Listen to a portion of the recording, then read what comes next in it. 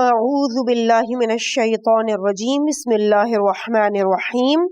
میزان الحکمت جلد نمبر 5 کی ریڈنگ کا سلسلہ جاری ہے۔ صفحہ نمبر ہے 602 اور ہیڈنگ ہے 2300 یعنی 2300۔ الکسا کر نماز ادا نہ کرو۔ قرآن مجید میں سورہ نساء آیت نمبر 43 ہے، اے ایمانداروں نشے کی حالت میں نماز کے قریب نہ جاؤ تاکہ تم جو کچھ منہ سے کہو سمجھو بھی۔ سورہ نساء آیت نمبر 142 ہے، بے شک منافقین خدا کو فریب دیتے ہیں حالانکہ وہ ان کے فریب کو باطل کر دینے والا ہے، اور یہ لوگ جب نماز پڑھنے کے لیے کھڑے ہوتے ہیں تو بے دلی سے الکسائے ہوئے کھڑے ہوتے ہیں۔ حدیث 10674، حلبی کہتے ہیں کہ میں نے امام علیہ السلام سے اللہ تعالیٰ کے اس قول یا ایھا الذین آمنو کے بارے میں پوچھا تو آپ نے فرمایا اس سے مراد نیند کا نشہ ہے۔ فرماتا ہے کہ جب تم پر نیند غالب ہو اور تمہیں اس بات سے مانے ہو کہ تم رکوع و سجود اور تکبیر میں جو کچھ کہہ رہے ہوتے ہو اس کو سمجھو، اس سے وہ بات مراد نہیں جو بہت سے لوگوں کا گمان ہے کہ مومنین شراب کے نشے میں ہوتے تھے، کیونکہ مومن نہ تو نشہ آور چیزیں استعمال کرتا ہے اور نہ ہی نشے میں آتا ہے۔ بہار جلد 84 صفحہ 231۔ حدیث 10675، سستی، اونگ اور بوجھل حالت میں نماز کے لیے کھڑے مت ہو، کیونکہ یہ سب انفاق کی صفات ہیں، اس لیے کہ اللہ تعالیٰ نے مومنین کو مستی کی حالت میں نماز ادا کرنے سے روکا ہے۔ مستی سے مراد نیند کی مستی ہے۔ بہار جلد 84 صفحہ 231۔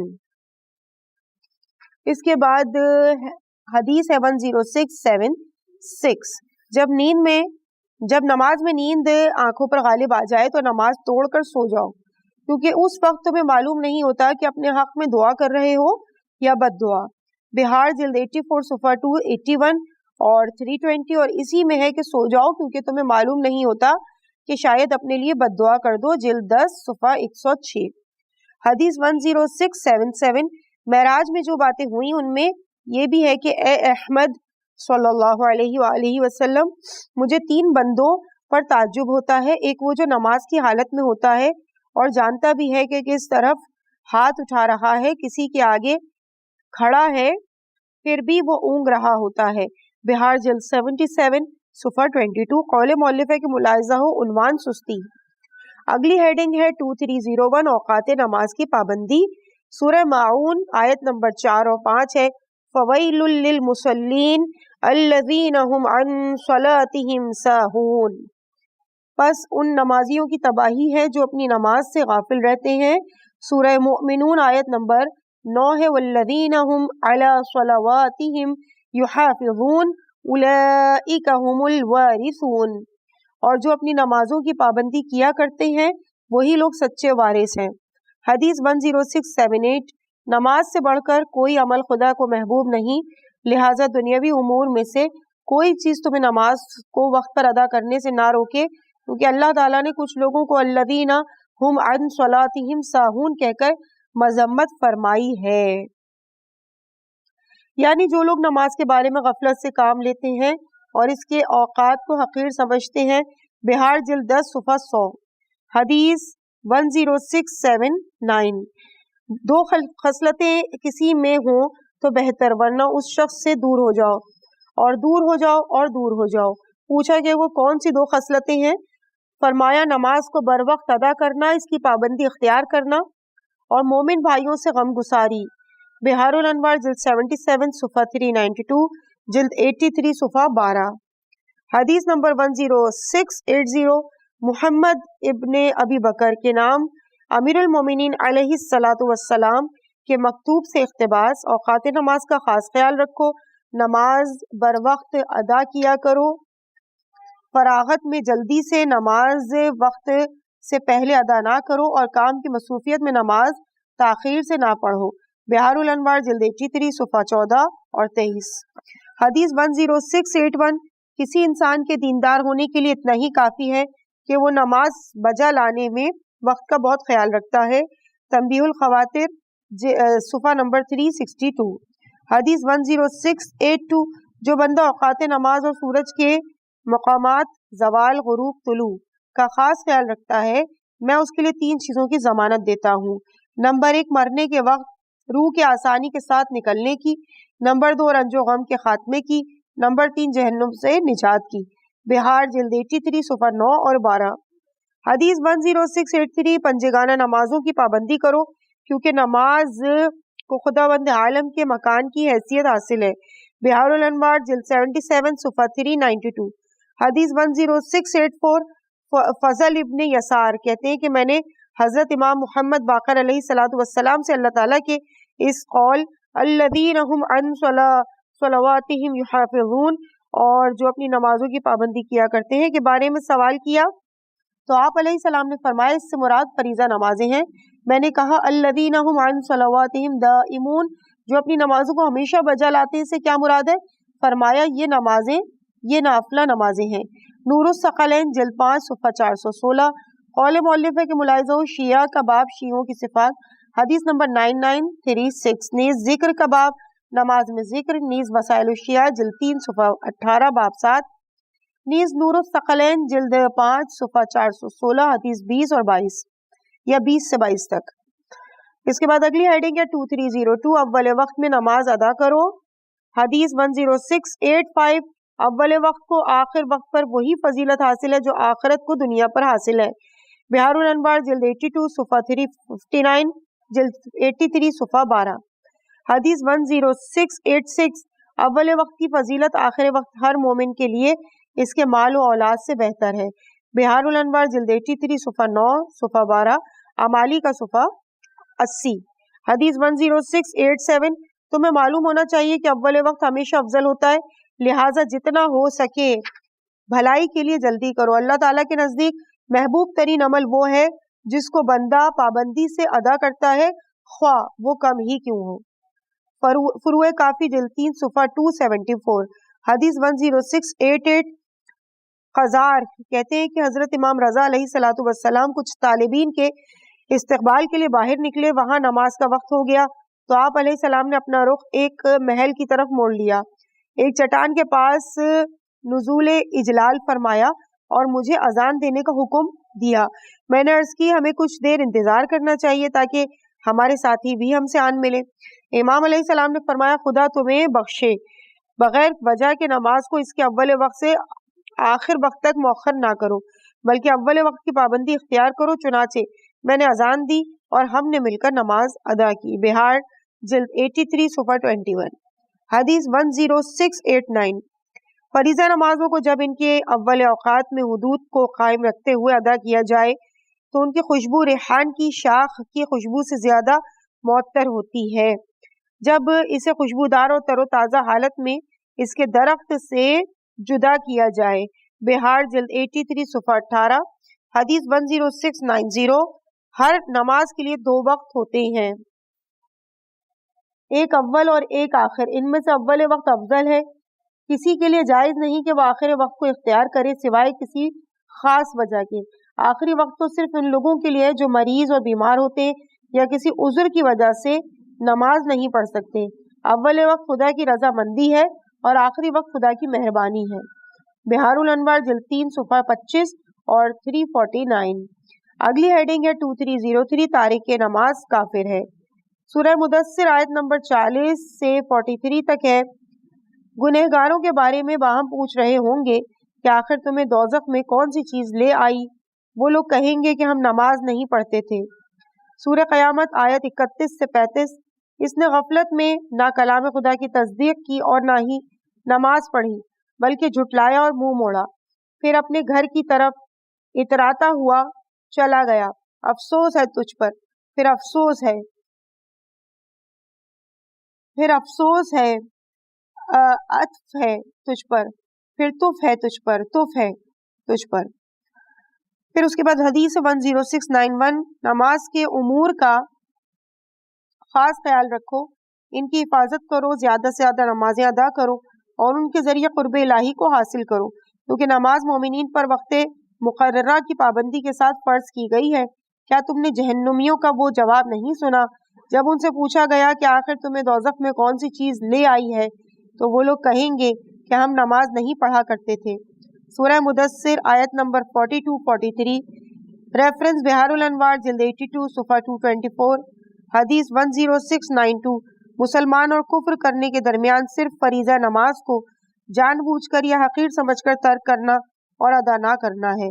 बिहारुल अनवार जिल्द 82 सफ़ा 216 और 33, हदीस 10693।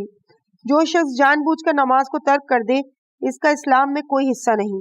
बिहारुल अनवार जिल्द 82 सफ़ा 232, हदीस 10694। ईमान और कुफ्र के दरमियान तर्क नमाज का फासला है। कंजुल अमाल हदीस नंबर 18869, हदीस 10695। नमाज दीन का सुतून है, लिहाजा जो शख्स जानबूझकर नमाज को तर्क कर दे वो अपने दीन को गिरा देगा, और जो इसके औकात की पाबंदी को तर्क कर दे वो वैल या वैल में दाखिल होगा। वैल जहन्नुम में एक वादी का नाम है। वैल जहन्नुम में एक वादी का नाम है, जैसा कि खुदावंद आलम फरमाता है, वैलुल लिल मुसल्लीन अल्लज़ीना हुम अन सलातिहिम साहून। बिहारुल अनवार जिल्द 82 सफ़ा 202, हदीस 10696। जो शख्स किसी उज़्र के बगैर नमाज को तर्क कर दे इसके तमाम अमल रायगा जाते हैं। फिर फरमाया बंदा और कुफ्र के दरमियान नमाज को तर्क करने का फासला है। बिहार 82 सफ़ा 202, हदीस 10697। मसअदा बिन सदका कहते हैं कि इमाम जाफर सादिक अलैहिस्सलातु वस्सलाम से पूछा गया, आखिर क्या वजह है कि आप जानी को तो काफिर नहीं कहते लेकिन तारिक नमाज को काफिर कहते हैं, इस बारे में क्या दलील है? आपने फरमाया, चूंकि जानी और इस जैसे गुनहगार लोग शहवात और ख्वाहिशात नफसानी के गलबे के पेश नज़र इस किस्म के जराइम का इर्तिकाब करते हैं, इसलिए उन्हें काफिर नहीं कहा जाता। लेकिन तारिक नमाज को हकीर समझ के तर्क करता है, इसलिए इसे काफिर कहा जाता है। बिहारुल अनवार जिल्द 82 सफ़ा 214, काफी जिल्द 2 सफ़ा 386, हदीस 10698। तारिक नमाज वापस पलटने की दरख्वास्त करेगा कि मुझे दुनिया में पलटा दिया जाए कि मैं नमाजों को अदा कर लूं, लेकिन इसकी दरख्वास्त कबूल नहीं की जाएगी, जैसा कि खुदावंद ताला फरमाता है, हत्ता इदा जा। बिहारुल अनवार जिल्द नंबर 77 सफ़ा 58 का रेफरेंस। हदीस 10699।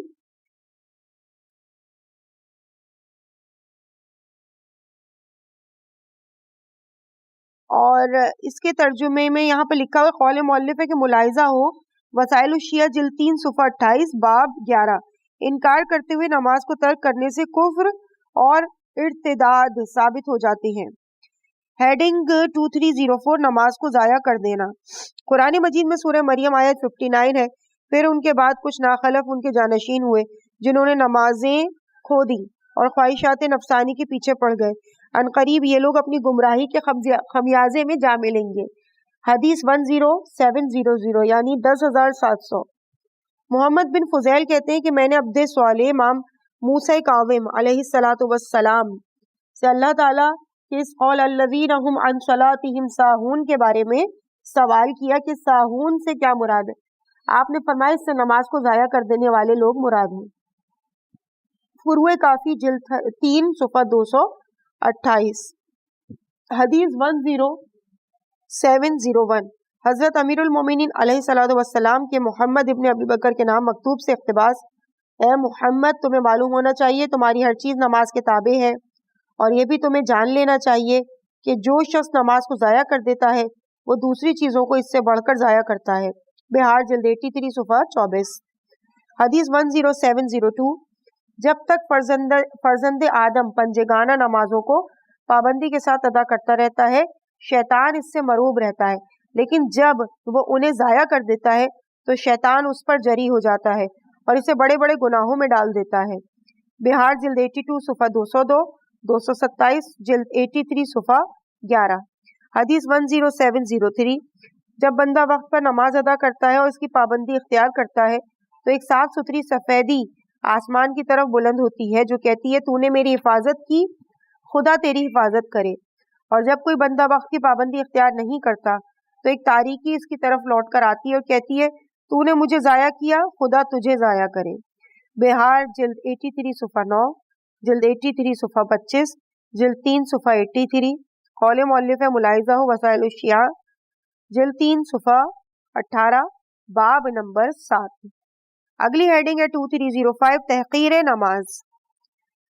حدیث 10704 اپنی نماز کو حقیر نہ سمجھو کیونکہ حضرت پیغمبر خدا صلی اللہ علیہ وآلہ وسلم نے بوقت وفات فرمایا تھا جو نماز کو حقیر سمجھے وہ مجھ سے نہیں۔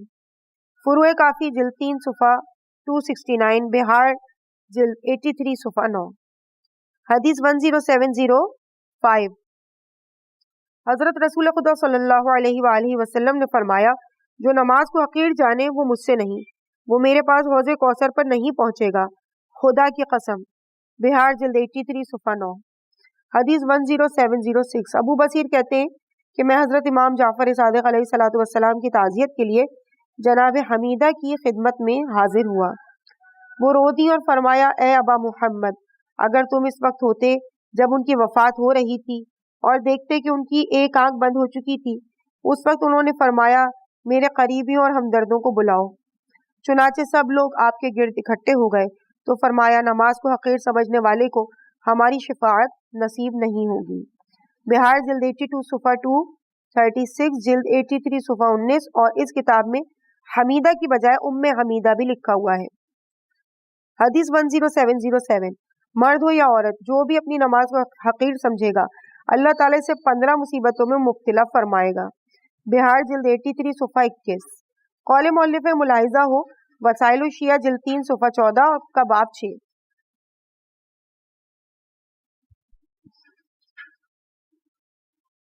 اس کے بعد ہم صفحہ نمبر 616 پہ پہنچ چکے ہیں الحمدللہ۔ اگلی ہیڈنگ ہے 2306 نماز میں ادھر ادھر دیکھنا۔ حدیث نمبر 10708 جب تک بندے کی توجہ ادھر ادھر نہیں ہوتی خدا کی توجہ اس پر رہتی ہے۔ بہار جلد 84 صفحہ 261 اور 239۔ حدیث 10709 نماز کی حالت میں ادھر ادھر دیکھنا شیطانی فریب کی جھپٹ ہے، لہٰذا نماز کی حالت میں ادھر ادھر نہ دیکھا کرو، کیونکہ جب بندہ نماز کے لیے کھڑا ہوتا ہے اور وہ ادھر ادھر دیکھنے لگتا ہے تو اللہ تبارک و تعالیٰ فرماتا ہے فرزند آدم کس سے منہ موڑ رہے ہو، ایسا 3 مرتبہ فرماتا ہے، اور جب بندہ 4تھی مرتبہ روح گردانی کرتا ہے تو اللہ بھی اس سے اپنا رخ پھیر لیتا ہے۔ بہار جلد 84 صفحہ 64۔ حدیث 10710 اللہ تعالیٰ کے اس قول فاقم وجہک کے بارے میں فرمایا کہ اس سے مراد یہ کہ نماز قائم کرو اور دائیں بائیں نہ دیکھو۔ بہار 84 صفحہ 64۔ حدیث 10711 بندہ جب نماز میں مشغول ہو جاتا ہے تو اس کے پاس شیطان پہنچ جاتا ہے اور اس سے کہتا ہے فلاں چیز یاد کرو، فلاں بات یاد کرو، یہاں تک کہ انسان بھول جاتا ہے کہ اس نے کتنی نمازیں پڑھی۔ بہار جلد 84 صفحہ 259۔ حدیث 10712 جو شخص نماز میں اپنا منہ ادھر ادھر تبدیل کرتا رہتا ہے وہ اس بات سے نہیں ڈرتا کہ خدا اس کا چہرہ گدھے کے چہرے میں تبدیل کر دے۔ بہار جلد 84 صفحہ 259۔ اس کے بعد اگلی ہیڈنگ ہے 2307 سب سے بڑا چور۔ حدیث 10713 سب سے بڑا چور وہ ہے جو اپنی نماز کو چراتا ہے، چنانچہ اس کی نماز کو یوں لپیٹ دیا جاتا ہے جیسے پرانا کپڑا لپیٹا جاتا ہے، پھر وہ نماز اس کے منہ پر دے ماری جاتی ہے۔ بہار جلد 84 صفحہ 257۔ حدیث 10714 چور وہ نہیں جو لوگوں کی چوری کرتا ہے بلکہ چور وہ ہے جو نماز کی چوری کرتا ہے۔ بہار الانوار جلد 84 صفحہ 267۔ حدیث 10715 چوروں کا سرغنہ وہ شخص ہے جو اپنی نماز کی چوری کرتا ہے، یعنی اسے مکمل طور پہ ادا نہیں کرتا۔ بہار جلد 84 صفحہ 263۔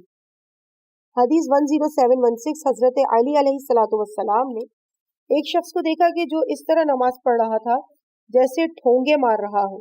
حضرت نے اس سے پوچھا کہ تم اس قسم کی نماز کب سے پڑھ رہے ہو؟ اس نے کہا فلاں مدت سے۔ آپ نے فرمایا تمہاری مثال اللہ کے نزدیک کوے جیسی ہے، اگر تم مر گئے تو کوے کسی موت مرو گے، اور ابو القاسم حضرت محمد مصطفیٰ صلی اللہ علیہ وآلہ وسلم کی ملت پر تمہاری موت واقع نہیں ہوگی۔ پھر فرمایا سب سے بڑا چور وہ ہے جو اپنی نماز کو چراتا ہے۔ بہار جلد 84 صفحہ 242۔ قول مؤلف کے ملاحظہ ہو ذکر باب نماز میں ذکر کرنے والا۔ اگلی ہیڈنگ ہے 2308 تخفیف نماز. حدیث 10717 جب بندہ نماز کے لیے کھڑا ہوتا ہے اور اپنی نماز کو مخفف کر دیتا ہے تو اللہ تعالیٰ ملائکہ سے فرماتا ہے تم میرے بندے کو نہیں دیکھتے؟ گویا وہ یہ سمجھتا ہے کہ اس کی حاجات کا پورا کرنا میرے غیر کے ہاتھ میں ہے، حالانکہ اسے یہ علم نہیں کہ اس کی حاجات میرے ہی ہاتھوں میں پوری ہوتی ہیں. وسائل الشیعہ جلد 3 صفحہ 24. حدیث 10718 فریضے کو تخفیف کے ساتھ اور نافلے کو طوالت کے ساتھ بجا لانا عبادت ہے. وسائل الشیعہ جلد 3 صفحہ 24. حدیث 10719 رسول خدا صلی اللہ علیہ وآلہ وسلم تمام لوگوں سے زیادہ کامل ترین نماز ادا کرتے تھے اور سب سے زیادہ مختصر انداز میں بھی آپ علیہ السلام ہی ادا فرماتے. وسائل الشیعہ جلد 4 صفحہ 801. قول مؤلف ہے کہ ملاحظہ وسائل الشیعہ کی جلد 3 کا صفحہ 24 بھی اور اس کا باب 9. اس کے بعد عزیزان گرامی فصل نمبر 15 کا آغاز ہو چکا ہے اور فصل نمبر 15 ہے، یہ بھی صلاۃ ہے اور صلاۃ 2 یعنی دوسری ہیڈنگ ہے صلاۃ کی اور صفحہ نمبر ہے 620. اس میں ہیڈنگ ہے 2309 نماز جماعت، یعنی اس سے پہلے نماز کی ہیڈنگ تھی، اب ہے نماز جماعت. حدیث 10720 حضرت لقمان علیہ السلام نے اپنے فرزند سے فرمایا نماز کو جماعت کے ساتھ پڑھا کرو، خواہ نیزے کی نوک پر ہی پڑھنا پڑے. بہار الانوار جلد 76 صفحہ 271.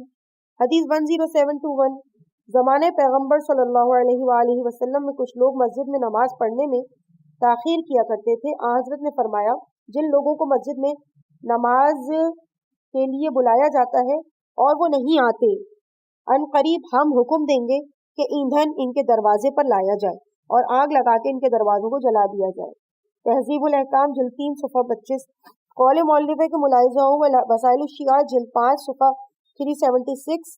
حدیث نمبر 6 صفحہ 377 کی حدیث نمبر 9.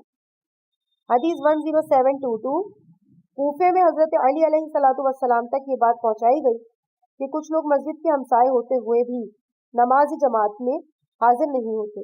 آپ نے فرمایا یا تو وہ لوگ ہمارے ساتھ نماز جماعت میں شریک ہوا کریں یا پھر ہم سے دور ہو جائیں، اور نہ وہ ہمارے ہمسائے بنے اور نہ ہم ان کے ہمسائے ہیں. تنبیہ الخواطر صفحہ 331. حدیث 10723 جماعت کے ساتھ نماز کی فضیلت یہ ہے کہ وہ فرادہ نماز پر 25 میں سے 24 درجے فضیلت رکھتی ہے. تہذیب الاحکام جلد 3 صفحہ 25. حدیث 10724 جو شخص 5 نمازیں جماعت کے ساتھ ادا کرے اس کے بارے میں نیک گمان کرو. وسائل الشیعہ جلد 5 صفحہ 371. فروع کافی جلد 3 صفحہ 371. حدیث 10725 جماعت اس لیے مقرر کی گئی ہے کہ خدا کے لیے خلاص، توحید، اسلام اور عبادت ظاہراً کھلم کھلا اور واضح طور پر ہو، کیونکہ اس کے اظہار میں خدائے وحدہ لا شریک کی تمام اہل شرق و غرب پر حجت قائم ہو جاتی ہے. نیز منافق اور احکام الہی کو ہلکا سمجھنے والا شخص بھی اسلام کا ظاہری اقرار کر کے اسے ادا کرتا ہے، ساتھ ہی لوگوں کی ایک دوسرے کے بارے میں اسلام سے متعلق گواہی جائز اور ممکن ہو سکے. نیز یہ کہ اس میں نیکی اور تقوی کے بارے میں ایک دوسرے کی امداد و تعاون بھی کار فرما ہوتے ہیں اور خدا کی بہت سی نافرمانیوں سے روکنا بھی ممکن ہو جاتا ہے. وسائل الشیعہ جلد 5 صفحہ 272. حدیث 10726 منقول از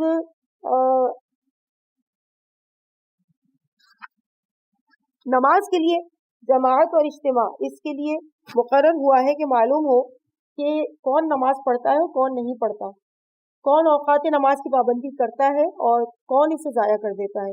اگر ایسا نہ ہوتا تو کسی کے لیے ممکن نہ ہوتا کہ وہ کسی دوسرے شخص کے بارے میں اچھائی کی گواہی دیتا، کیونکہ جو شخص جماعت کے ساتھ نماز نہیں پڑھتا مسلمانوں کے درمیان اس کی کوئی نماز نہیں. اس لیے کہ حضرت رسول اکرم صلی اللہ علیہ وآلہ وسلم نے ارشاد فرمایا جو شخص کسی عذر کے بغیر مسلمانوں کے ساتھ مسجد میں نماز نہیں پڑھتا اس کی نماز نہیں. علل الشرائع 325. وسائل الشیعہ جلد 5 صفحہ 377. حدیث 10727 سب سے پہلی جماعت اس وقت قائم ہوئی جب حضرت رسول اکرم صلی اللہ علیہ وآلہ وسلم نماز پڑھ رہے تھے اور حضرت علی علیہ السلام بھی ان کے ہمراہ تھے. اتنے میں وہاں سے جناب ابو طالب علیہ السلام کا گزر ہوا. جناب جعفر रजी अल्लाह ताला अन्हु उनके साथ थे। जनाब अबू तालिब ने अपने बेटे से फरमाया, फर्जंद अजीज, अपने इब्ने हजरत मोहम्मद मुस्तफ़ा सल्लल्लाहु अलैहि वसल्लम के पहलू में खड़े हो जाओ। चुनांचे जब रसूल खुदा सल्लल्लाहु अलैहि वसल्लम ने उनकी आमद को महसूस किया तो उन्हें भी अपने साथ खड़ा कर लिया और अबू तालिब अलैहिस्सलाम खुशी खुशी वापस चले गए। ये पहली जमात थी जो उस दिन कायम हुई। मसाइल शिया जिल्द 5 सफ़ा 373। हदीस 10728। एक जहनी हजरत रसूल पाक सल्लल्लाहु अलैहि वसल्लम की खिदमत में आया और अर्ज की, या रसूल अल्लाह, मैं दूर दराज के देहात में रहता हूँ, मेरे हमराह मेरे अहलो अयाल और नौकर चाकर भी होते हैं। मैं अजान और क़ामत कहकर उन्हें नमाज जमात बाजमात पढ़ाता हूँ, क्या हमारी जमात हो जाएगी? फरमाया, हाँ हो जाती है। इसलिए इसने अर्ज की कि नौकर चाकर बारिश के सिलसिले में इधर उधर चले जाते हैं, इस वक्त मैं और मेरे अहलो औलाद होते हैं।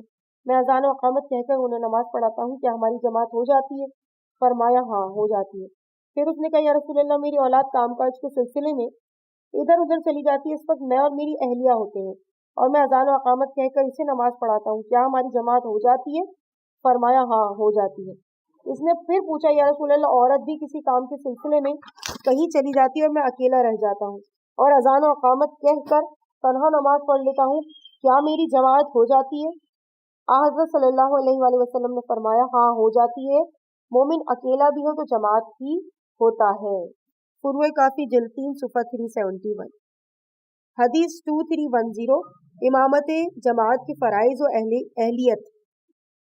हेडिंग हदीस 10729।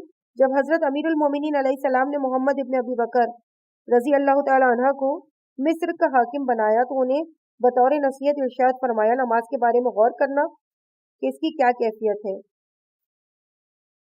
क्योंकि तुम अपनी कौम के पेशवा हो और नमाज को मुकम्मल तौर पे अदा करना, इसमें तखफीफ से काम ना लेना। इमाम जमात वो नहीं होता जो किसी कौम को नाक़िस नमाज पढ़ाए, वरना उसका गुनाह इसी पर होगा और कौम की नमाज में से कोई चीज़ कम नहीं होगी। नमाज को मुकम्मल सूरत में अदा करो और इसी की पाबंदी करो, तुम्हें इन लोगों जितना ही अजर मिलेगा और उनके अजर सवाब से भी कोई चीज़ कम नहीं होगी। बिहार जिल्द 77 सफ़ा 390। हदीस 10730। मालिक अश्तर के नाम अमीरुल मोमिनीन अलैहिस्सलाम के मकतूब से इक़्तिबास। और जब तुम लोगों को नमाज पढ़ाओ तो नमाज को बहुत तवील, बहुत तूल ना दो, ना ऐसे कि लोगों को नफरत हो जाए और ना इस कदर जल्दी कि इसको ज़ाया कर दो, क्योंकि लोगों में कुछ ऐसे अफराद भी होते हैं जो बीमार होते हैं या उन्हें कोई ज़रूरी काम होता है। चुनांचे जब हज़रत रसूल अकरम सल्लल्लाहु अलैहि वसल्लम ने मुझे यमन के लिए भेजा था तो मैंने हज़रत से पूछा था कि मैं इन लोगों को क्यों कर नमाज पढ़ाऊँ, तो आज हमने फरमाया, उन्हें कमज़ोर तरीन इंसान जैसी नमाज पढ़ाना और मोमिनीन के साथ रहीम और मेहरबान बन कर रहना। बिहार जिल्द 77 सफ़ा 260 नहजुल बलागा मकतूब नंबर 53। हदीस 10731। मुख्तलिफ शहरों के हुक्मरानों के नाम अमीरुल मोमिनीन अलैहिस्सलातु वस्सलाम के मकतूब से इक़्तिबास। और नमाज इतनी मुख्तसर पढ़ाओ जो इनमें सबसे कमज़ोर आदमी पर भी बार ना हो और लोगों के लिए सब्र आजमा बन जाओ। शरह इब्न अबिल हदीद जिल्द 17 सफ़ा 22। बिहारुल अनवार जिल्द 82 सफ़ा 365। हदीस नंबर 10732। मुआविया बिन अम्मार कहते हैं कि हज़रत इमाम जाफ़र सादिक़ अलैहिस्सलातु वस्सलाम ने फरमाया, जब अकेले हो तो तुम्हारे लिए 3 तकबीरें काफ़ी हैं और जब तुम नमाज के लिए इमामत कर रहे हो तो फिर सिर्फ एक ही तकबीर ही काफ़ी है, क्योंकि इस वक्त तुम्हारे हमरा हाजतमंद, कमज़ोर और बूढ़े लोग भी होते हैं। बिहार जिल्द 84 सफ़ा 374। हदीस 10733। अबू उबैदा कहते हैं कि मैंने इमाम जाफ़र सादिक़ अलैहिस्सलातु वस्सलाम से अपने ऐसे लोगों के बारे में सवाल किया कि जब वो इकट्ठे होते हैं और नमाज का वक्त हो जाता है तो वो एक दूसरे से कहते हैं कि ए फुला, तुम नमाज पढ़ाओ, क्या वो ऐसा कर सकते हैं? इमाम ने फरमाया, हज़रत रसूल खुदा सल्लल्लाहु अलैहि वसल्लम ने फरमाया कि लोगों को वही शख्स नमाज पढ़ाए जिसकी क़िराअत सबसे बेहतर हो। अगर क़िराअत में सब यकसा हो तो फिर जो हिजरत में मुक़द्दम हो, अगर हिजरत में सब बराबर हो तो जिसकी उम्र सबसे ज़्यादा हो, अगर सिन में भी सब बराबर हो तो जो शख्स सुन्नत पर सबसे ज़्यादा अमल करता है और दीन में ज़्यादा फ़क़ीह है। कोई शख्स हरगिज़ अपने घर में लोगों को नमाज पढ़ाने के लिए किसी से आगे ना बढ़े और ना ही कोई साहिब इख्तिदार अपने दायरे इख्तिदार में किसी को नमाज पढ़ाए। फुरुए काफ़ी जिल्द 3 सफ़ा 376। اور اس مقام پہ صفحہ نمبر 626 اپنے اختتام کو پہنچا اور فصل نمبر 15 کا بھی اختتام ہوا. عزیزان گرامی، اس مقام پہ ہم ریڈنگ کے اس پارٹ کو یہیں پہ مکمل کرتے ہیں. انشاءاللہ اس سے آگے کی ریڈنگ اگلے پارٹ میں پیش کی جائے گی. فصل نمبر 16 کا آغاز ہوگا صلاۃ، ہیڈنگ نمبر 3 یعنی نماز شب. مجھے اپنی دعاؤں میں یاد رکھیے گا. السلام علیکم ورحمۃ اللہ وبرکاتہ.